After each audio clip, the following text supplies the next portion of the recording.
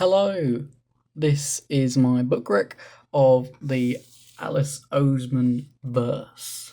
I'm including Heartstopper, of course, but I'll be very brief about those because I'm going to just merge them into just one collective continuum, as the standalones are a bit more in depth. I'm excluding the Heartstopper Year Book because this is more about Alice Oseman's creative journey and the importance of pride. We're going to start very controversially with Solitaire.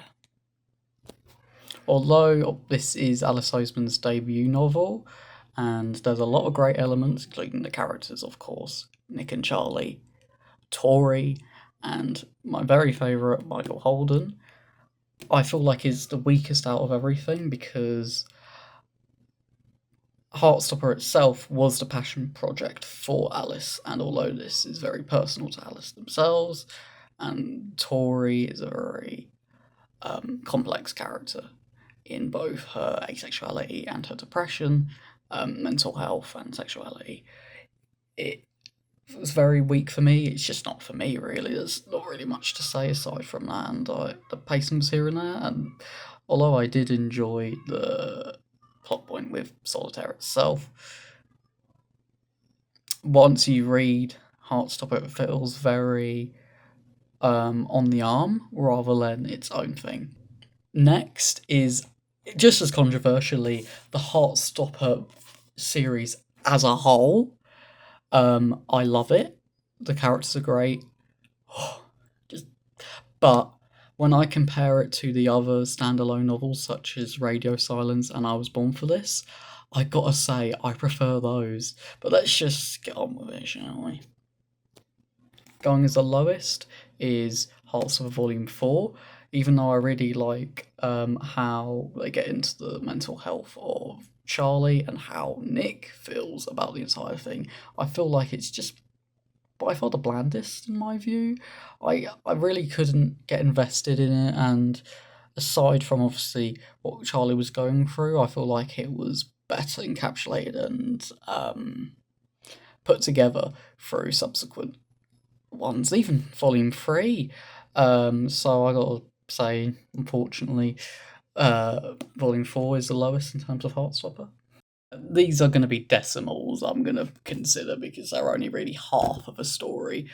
Nick and Charlie is lower than This Winter, in my opinion, because it sort of does everything that Volume 4, 5, and 6 do, but a bit naff, in my opinion. This Winter is a really good representation of Christmas and the holidays for queer people and people who suffer with mental illness, particularly Charlie and his anorexia. And it has a lot more substance to it, even though it's more centered towards the Springs, the Nelsons, and Charlie and Nick. It's really good in its own right.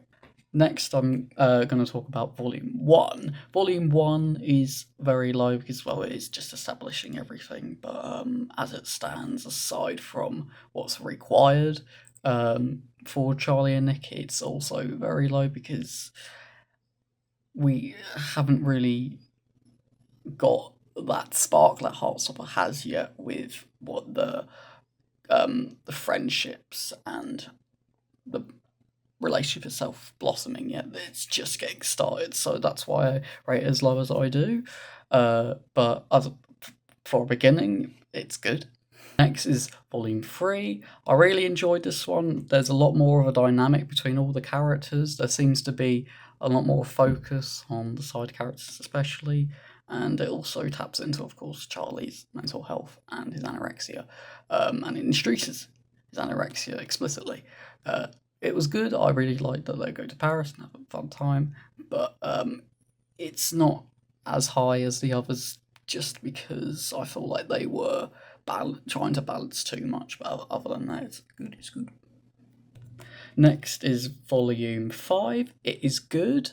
I enjoyed it. I feel like it really improved on what Volume 5 4 introduced, and it's alright. But the reason why it's only third rather than one is, aside from everything else, it doesn't really have as much substance to it, in my opinion. number 2 for Heartstopper is Volume 2, because there's obviously the conflict with Harry Green himself. There is the blossoming of Charlie and Nick's relationship, the ins and outs, what they don't like, what they need to overcome, and everything else. Also, we're introduced to Elle. We see a lot more of Tao and Alid. We see Tara and Darcy, especially. I feel like, aside from the main two, are the most important characters. And yeah, it's just awesome. Very awesome. And number 1 is, weirdly enough, the final. I feel like it balances everything out even better than the movie, and I love the movie, by showing the dynamics between everyone. Nick and Michael nerding over sports, or rather, jockeying over sports. Tori being a bit more open about herself. Tara and Darcy's gender being non-binary. Fucking Tao. Tao doesn't have as much to do here, I'll admit, but he shows, like, even though he isn't going to be with Elle in terms of a romantic relationship, he does still love her, which shows a bit of the nuance. And yeah, everyone seems very balanced out, and it seems Nick's vulnerability is by far the greatest testament. And even this one panel where Charlie holds out his hand is basically full circle for the entire Heartstopper series, and I love it. Mwah.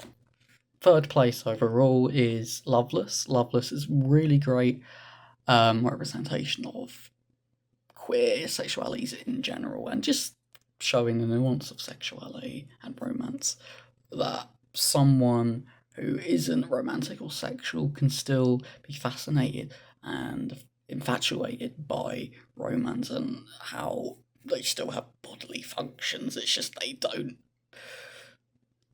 indulge in romance themselves. And all the other characters are great as well, such as Sai, I think that's their name, and yeah, Pip's cool. Everyone is just cool. Georgia, as a protagonist, isn't the best, but she is a great surrogate, for the very least. Second here is Radio Silence. I love Radio Silence. Everything that I imagined in Radio Silence, prior to when I saw any of the drawings, I imagined exactly how Alice Oseman intended it to, and I feel like that's great writing in general. Francis is a wonderful protagonist, showing the nuance of intelligence, aspiration, and I would say sexuality, as she's bi, but like they don't go too much into that. But overall, Radio Silence is awesome. Alid is so cool. Oh, and the whole aspect of the podcast itself is such a great element in showing the public, the media, and how much someone's personal life and creative life can be very different from each other. How much Alid can get out of his shell as radio, and how Frances can get out of her shell through her drawings. And yeah, this is wonderful. And finally, the best of Alice Oseman, in my opinion, my book rec, is I Was Born for This. I Was Born for This is so good. Angel is by far my favourite surrogate.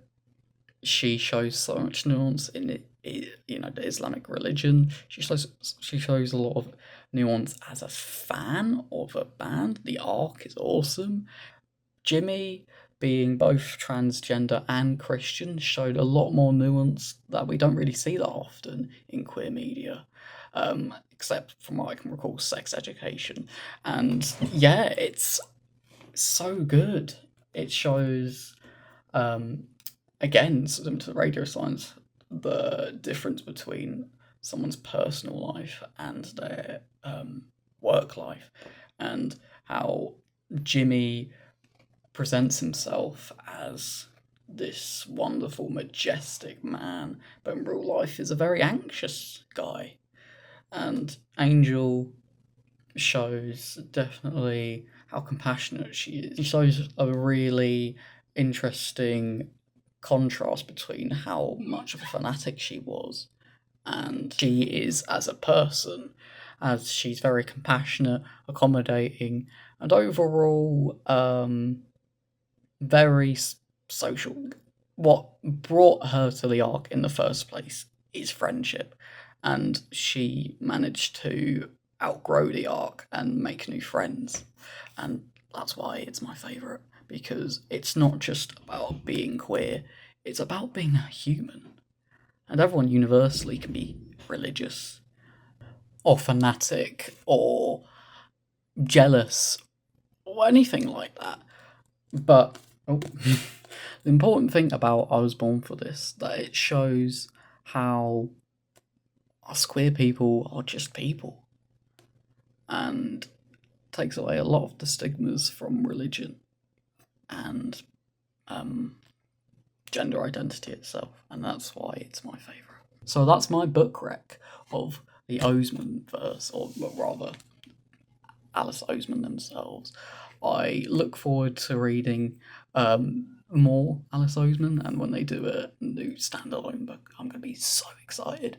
And most of all, let me know what your book rec of Alice Oseman is, because I'm sure it's very different from mine. And yeah, embrace